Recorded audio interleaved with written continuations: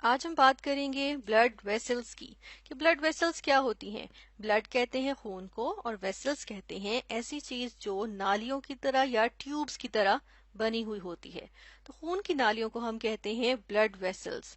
और ये क्या होती हैं? ये अब हम देख रहे हैं ना कि ट्यूब की तरह बनी होती हैं, तो ये बेसिकली ट्यूब लाइक स्ट्रक्चर होते हैं। और इनका काम क्या होता है? इनका काम होता है खून को पूरे बॉडी में गर्दिश कराना, यानी कि उसको सर्कुलेट कराना पूरे जिस्म में। तो खून जो है वो पूरे जिस्म में गर्दिश करता है, लेकिन किस तरह? खून की नालियों में। और इसमें खून की नालियां कौन कौन सी होती हैं, ब्लड वेसल्स कौन कौन सी होती हैं? ये तीन मेन तरह की आ जाती हैं। एक होती है आर्टरीज, एक होती हैं कैपिलरीज, और तीसरी होती हैं वेन्स। अगर हम सबसे पहले बात करें कि आर्टरीज कौन सी ब्लड वेसल्स होती हैं, तो ये वो टाइप की ब्लड वेसल्स होती हैं जो खून को हार्ट से डिफरेंट बॉडी पार्ट्स में लेके जाती हैं।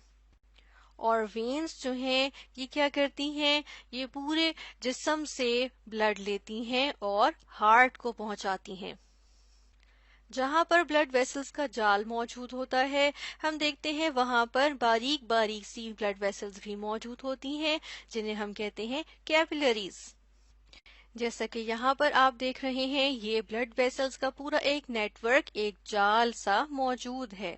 इसमें जो ये रेड कलर की दिखाई गई है, ये आर्टरी है। जब आर्टरी छोटी छोटी होती है यानी डिवाइड कर रही हैं, तो ये छोटी हो जाती हैं, थोड़ी सी तंग हो जाएंगी, और फिर हम इनको कहते हैं आर्टीरियोल। आर्टरीज की खुसूसियत की बात करें तो ये क्या होती हैं? इनकी जो दीवार होती है, वॉल, जो ये आपको वॉल नजर आ रही है, ये बाहर वॉल है, ये क्या होती है? थिक होती है। तो आर्टरीज थिक वॉल्ड होती हैं, यानी कि ये मोटी होती हैं। और इसमें जो आपको बीच में सुराख नजर आ रहा है, ये जो सुराख होता है, जैसे यहाँ पर हम देख रहे हैं, तो ब्लड वेसल्स में सुराख को कहते हैं ल्यूमेन। ये ल्यूमेन कहलाता है। तो क्योंकि ये मोटी होती हैं, ये थिक वॉल्ड हैं, इसलिए ये जो ल्यूमेन होता है ये स्मॉल होता है, इसका सुराख छोटा होता है। और फिर जब ये डिवाइड करती हैं तो ये क्या बनाती हैं? ये थोड़ी सी और पतली हो जाती हैं, और हम देखते हैं कि ये आर्टीरियोल कहलाती हैं। और फिर ये डिवाइड हो होके इतनी ज्यादा बारीक हो जाती हैं कि ये जब बिल्कुल बारीक हो जाती हैं, तो इनको हम कहते हैं कैपिलरीज। फिर ये क्या बना रही हैं? कैपिलरीज बना रही हैं। जब हम कैपिलरीज की बात करते हैं, ये इतनी बारीक होती हैं कि जो रेड ब्लड सेल्स होते हैं, यानी कि वो सेल या वो बुनियादी इकाई जिस जो हम देखते हैं कि जो खून के अंदर मौजूद होते हैं, जो लाल रंग के होते हैं, और वो क्या करते हैं? खून में जो लाल रंग होता है वो इनकी वजह से होता है। तो हम देखते हैं कि ये कैपिलरीज इतनी बारीक होती हैं कि एक एक करके ये सेल्स इसमें से गुजर रहे होते हैं। जैसे कि यहाँ पर देखिए, अब ये इतनी बारीक होती हैं। इस तरह देखें ना, कोई गली अगर तंग होगी, नैरो होगी, तो क्या होगा? वहां से एक से ज्यादा गाड़ियां एक वक्त में नहीं गुजर पाएंगी। इसी तरह इस नाली में से भी, यानी कि इस कैपिलरीज में से भी एक एक करके ये सेल्स गुजर रहे होते हैं।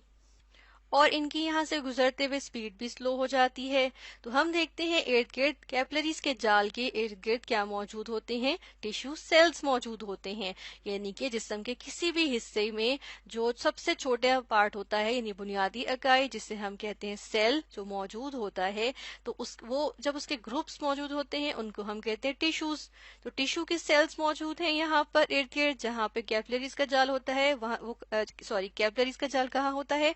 जहाँ पे टिश्यू सेल्स मौजूद होते हैं। तो क्या होता है कि जो ये टिश्यू सेल्स हैं और जो ये कैपिलरीज हैं, ये अपने न्यूट्रिएंट्स का या अपने अंदर जो अज्जा मौजूद हैं उनका तबादला करते हैं। ये कैपिलरीज में जो ये रेड ब्लड सेल्स हैं या जो सेल इसमें से गुजर रहे हैं, ये क्या करते हैं कि इन सेल्स को, इन टिश्यू सेल्स को क्या चीज फराहम करते हैं? ये इन टिश्यू सेल्स को ऑक्सीजन और फूड फराहम करते हैं। और हम देखते हैं इसका मतलब क्या हुआ? अभी कैपिलरीज में ये कहाँ से आ रहा था? ये सेल्स, जो ये ब्लड गुजर रहा है इन कैपिलरीज से, ये कहाँ से आ रहा था? ये आर्टरीज से आ रहा था। तो आर्टरीज में ऐसा खून मौजूद होता है जो हम क्या कहते हैं, कैसा है मौजूद है? अब इससे हमें क्या जाहिर हो रहा है? ऐसा खून मौजूद है जिसमें ऑक्सीजन वाफिर मिकदार में मौजूद है। तो ऐसे खून को हम कहते हैं ऑक्सीजनेटेड ब्लड। फिर हमें पता है कि जो टिश्यू सेल्स हैं, इनके अंदर क्या हो रही होती है? इनके अंदर हो रही होती है रेस्पिरेशन। और रेस्पिरेशन के नतीजे में और भी मजीद प्रोसेसेस हो रहे होते हैं, तो इसके नतीजे में रेस्पिरेशन के नतीजे में बनती है कार्बन डाइऑक्साइड गैस, जो या कार्बन डाइऑक्साइड, जो हम CO2, इसके हम शॉर्ट फॉर्म में लिखेंगे। हमने छोटे करके अगर हम कार्बन डाइऑक्साइड पूरा वर्ड ना लिखना चाहें तो हम ऐसे लिख देते हैं, तो ये बनेगी। और साथ में हम देख रहे हैं कि यहाँ इन टिश्यू सेल्स में दीगर प्रोसेसेस से क्या बन रहा होता है, वेस्ट भी बन रहा होता है। तो यहाँ वेस्ट भी मौजूद है और कार्बन डाइऑक्साइड भी मौजूद है। अब वेस्ट और कार्बन डाइऑक्साइड जो है वो किसके साथ ये एक्सचेंज कर लेंगे टिश्यू सेल्स, ये यहाँ से गुजरते हुए ब्लड को दे देंगे और खुद इनसे क्या ले लिया है, ऑक्सीजन और फूड, ताकि अपने प्रोसेसेस को जारी रख सकें। अब क्या होगा कि इस खून के अंदर अब ऑक्सीजन निकल गई है और अब क्या शामिल हो गया है, अब इसके अंदर शामिल हो गया है कार्बन डाइऑक्साइड और वेस्ट। तो अब ये ऑक्सीजनेटेड ब्लड नहीं रहेगा। तो जब ये वेन्स तक जाता है तो ये क्या बन जाता है, ये बन जाता है डीऑक्सीजनेटेड ब्लड। तो हम कहते हैं कि वेन्स में क्या मौजूद है, वेन्स में कौन सा ब्लड सर्कुलेट हो रहा होता है, ये होता है डीऑक्सीजनेटेड ब्लड, क्योंकि इसके अंदर ऑक्सीजन नहीं होती वाफिर मिकदार में। इसके अलावा अगर इसके हम स्ट्रक्चर और जाहिरी शक्ल की बात करें तो ये थिन वॉल्ड होते हैं, इनकी जो दीवार होती है वो बारीक होती है, ये बारीक होती हैं, लेकिन बहुत बारीक नहीं होते। लेकिन फिर भी हम कहते हैं कि अगर हम आर्टरीज से मुकाबले में देखें, मवाजना करें, तो ये बारीक होते हैं, थिन वॉल्ड होते हैं, जिसकी वजह से जो इनका ल्यूमेन होता है वो क्या होता है, वो थोड़ा सा लार्ज होता है। और हम यहाँ देख रहे हैं कि इस ब्लड वेसल्स के जाल में कैपिलरीज जब कंबाइन होती जाती हैं, मिलती जाती हैं, तो ये थोड़ी मोटी मोटी मोटी होती जाती हैं और ये पहले ये बनाती हैं वेन्यूल्स और उसके बाद ये बना लेती हैं वेन्स। तो अब तक हमने जो पढ़ा है इसके मुताबिक हमें क्या लगता है कि आर्टरीज जो हैं इनमें ऑक्सीजनेटेड ब्लड मौजूद होता है, वेन्स क्या कैरी करती हैं, डीऑक्सीजनेटेड ब्लड। लेकिन कुछ आर्टरीज ऐसी भी होती हैं जो हार्ट से एक अलग बॉडी पार्ट में ब्लड को लेके जा रही होती हैं, लेकिन उनमें ऑक्सीजनेटेड ब्लड नहीं होता, बल्कि उसमें डीऑक्सीजनेटेड ब्लड होता है।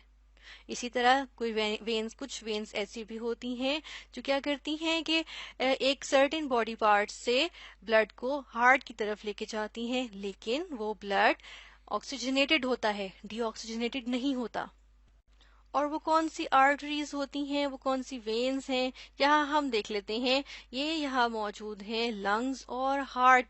अब ये है लंग्स यानी फेफड़े और ये साथ में मौजूद है हार्ट। ये क्या है, ये है हार्ट यानी कि दिल।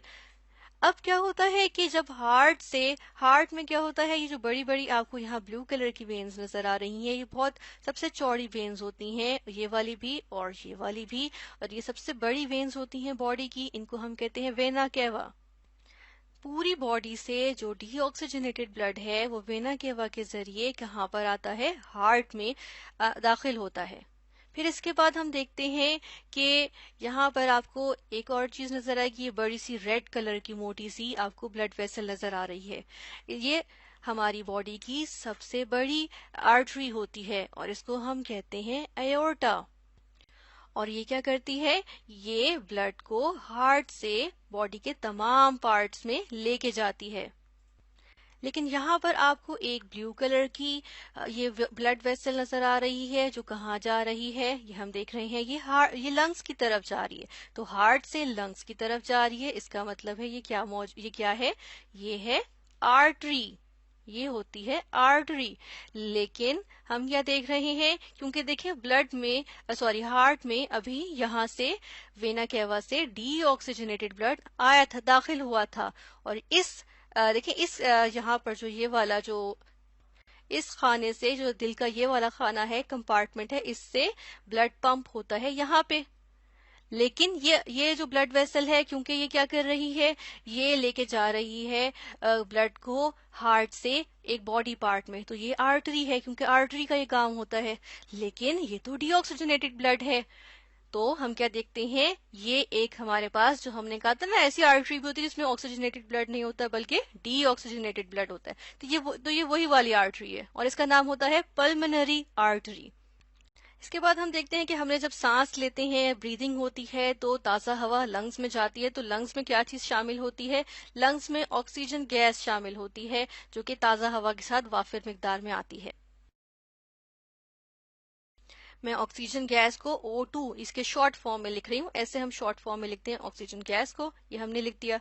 अब ताज़ा हवा लंग्स में मौजूद है। लंग्स के किस में मौजूद है? लंग्स के। और फिर कैपिलरीज के जरिए ये ऑक्सीजन का तबादला होता है कैपिलरीज के साथ। इन टिश्यू सेल्स के साथ जब तबादला होगा, ऑक्सीजन जाएगी किसमें? कैपिलरीज में। उसके नतीजे में जो ब्लड कैपिलरीज में मौजूद था, वो उसके अंदर ऑक्सीजन वाफिर मिकदार में हो गई, तो ये ऑक्सीजनेटेड ब्लड कहलाएगा। और अब इसने इस बॉडी पार्ट से यानी लंग से वापस हार्ट में जाना है, तो कौन सी ब्लड वेसल कैरी करती है? वेन्स कैरी करती हैं। तो यहाँ जो आपको रेड कलर की नजर आ रही है, क्या है? ये है वेन, और ये कहलाएगी पल्मोनरी वेन। तो ये हमारे पास एक्सेप्शन आ गई कि हमने देखा कि उसके अलावा और बाकी जो आर्टरीज होती हैं वो ऑक्सीजनेटेड ब्लड कैरी करती हैं, वेन्स डीऑक्सीजनेटेड ब्लड कैरी करती हैं। तो आज हमने क्या स्टडी किया? आज हमने स्टडी किया ब्लड वेसल्स। हमने कहा ये ऐसे ट्यूबुलर स्ट्रक्चर होते हैं जो पूरी बॉडी में ब्लड को सर्कुलेट करते हैं।